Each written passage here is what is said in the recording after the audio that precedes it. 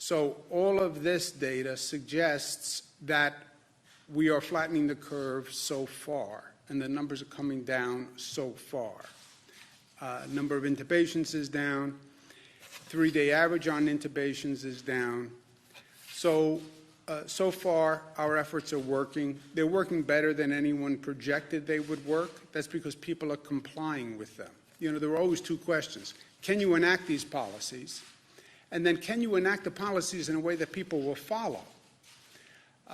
You know, we can enact a policy and people thumb their nose to it and continue doing what they're doing. So there has to be a social acceptance and adherence to the policy.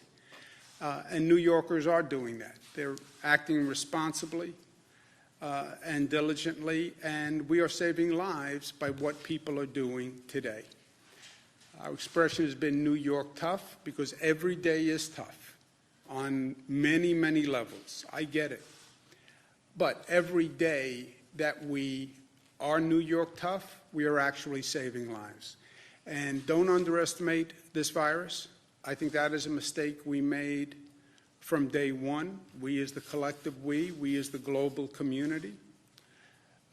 This virus is very, very good at what it does. We lost more lives yesterday than we have to date. We understand, and all the experts have said, Dr. Fauci said from day one to me, you will see the deaths increasing after the hospitalizations because the deaths increase the longer a person is in the hospital, the longer a person is on the ventilator. I understand the scientific concept. I understand the data. But you're talking about 799 lives, the highest number ever.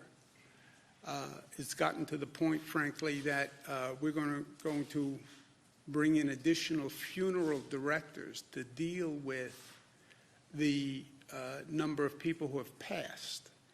If you ever told me that as governor I would have to take these actions, I couldn't even contemplate where we are now.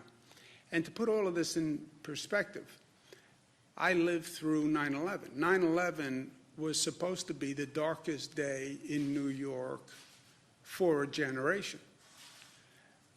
We've done everything we can since 9/11 to make sure 9/11 didn't happen again. We lose 2,753 lives on 9/11. We've lost over 7,000 lives to this crisis.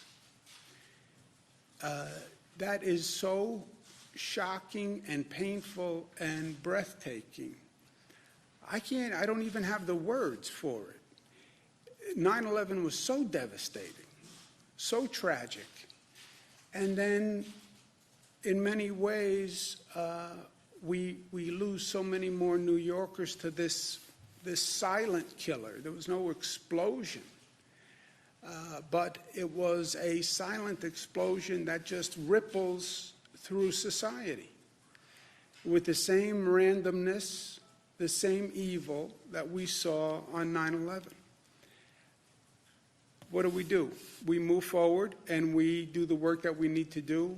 We're going to start an effort called New York Loves, which is going to be a coordination of all the charities and not-for-profits and foundations and people who want to help. There's been a tremendous outpouring of support from organized not-for-profits, et cetera, but also people just wanting to donate, people just wanting to help.